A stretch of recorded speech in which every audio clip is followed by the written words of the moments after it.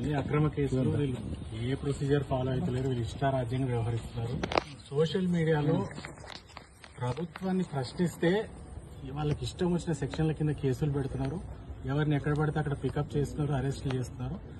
దీన్ని మేము మొదటి నుంచి చాలా సార్లు ఎక్స్పోజ్ చేసినాం. వీళ్ళు అసలు ఏ చట్టం ఫాలో అవుతలేరు, వీళ్ళు ఇష్టరాజ్యం. అంటే ఈ రాష్ట్రంలో ఏం నడుస్తుందంటే వాళ్ళు ఏది రాసుకుంటే అది చట్టం లెక్క అయిపోయింది. ఇప్పుడు ఎంత ఆశ్చర్యకరం అంటే హైకోర్టు ఉత్తర్వులు ఇచ్చి రావడానికి సీసీఎస్కి పోతే అక్కడ అరెస్ట్ చేయడం ఏందండి? అంటే కనీసం వీళ్ళ కోర్టులు అంటే కూడా రెస్పెక్ట్ లేదు, చట్టం అంటే రెస్పెక్ట్ లేదు. వీళ్ళు ఇష్టారాజ్యంగా నడుపుతున్నారు ఈ రాష్ట్రంలో. ఇంకోటి ఇప్పుడు కొత్తగా మాకు తెలుస్తున్న విషయం ఏంటంటే ఇది ఆర్గనైజ్డ్ క్రైమ్ అనే సెక్షన్ కింద పెట్టినట్టు. ఈ రాష్ట్రంలో ఏదైనా ఆర్గనైజ్డ్ క్రైమ్ జరుగుతుందంటే అది ఈ కాంగ్రెస్ ప్రభుత్వం నడుపుతున్నది ఆర్గనైజ్డ్ క్రైమ్.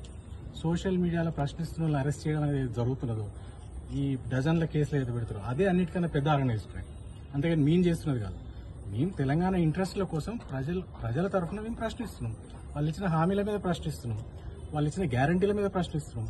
ప్రజల స్పందన ఏదైనా ఉంటే ఓ రైతు, మహిళను, ఆటో డ్రైవర్ ఏదైనా మాట్లాడితే దాన్ని మేము సోషల్ మీడియాలో పెడుతున్నాం. అంటే ప్రజల స్పందనను కూడా తెలపడం నేరం ఎట్లయిందో నాకైతే అర్థమవుతలేదు. ఇది మొదటిసారి కాదు, ఇదివరకే 2 సార్లు ట్రై చేశారు, ఇది 3వ ట్రై చేశారు నన్ను అరెస్ట్ చేయడానికి. ప్రతిసారి కూడా న్యాయస్థానాలు ఇంకా న్యాయం బతికే ఉంది ఈ దేశంలో అని న్యాయస్థానాలు ప్రతిసారి కూడా మా వాదనతో ఏకీభవించి మాకు విడుదల చేస్తున్నారు, స్వేచ్ఛను కల్పిస్తున్నారు. ఈ న్యాయస్థానాల వేదికగా ఈ ప్రభుత్వం చేస్తున్న ఈ అక్రమ అరెస్టులు అన్నింటినీ మేము ప్రశ్నిస్తూనే ఉంటాము. న్యాయ వ్యవస్థ మీద మాకు నమ్మకం ఉంది. ఆ వ్యవస్థలో మాకున్న అవకాశాలను మేము వినియోగించుకొని కొట్లాడడం మాత్రం ఆపం. జై తెలంగాణ. సోషల్ మీడియా ఎఫెక్ట్ ప్రభుత్వం మీద ఎంతవరకు పడుతుంది అనుకోవచ్చు? సోషల్ మీడియా ఎఫెక్ట్ కాదండి, వీళ్ళందరూ గుర్తుంచుకోవాల్సింది అంటే వ్యతిరేకత ఏదైతే ప్రజలలో వస్తుందో ఆ ప్రజలలో వస్తున్న వ్యతిరేకతను మాత్రమే మేము చూపెడుతున్నాం. లేని వ్యతిరేకతను మేము చూపిస్తలేము. ప్రజలు ఏదైనా మాట్లాడితే, ప్రజలు ఏమైనా సమస్యలు చెప్పుకుంటే దాన్ని సోషల్ మీడియాలో చూపిస్తాం. అంతే, అది తప్పెట్లయితుందండి. ప్రజలకు సమస్యలు లేకుండా మీరు చూసుకోండి.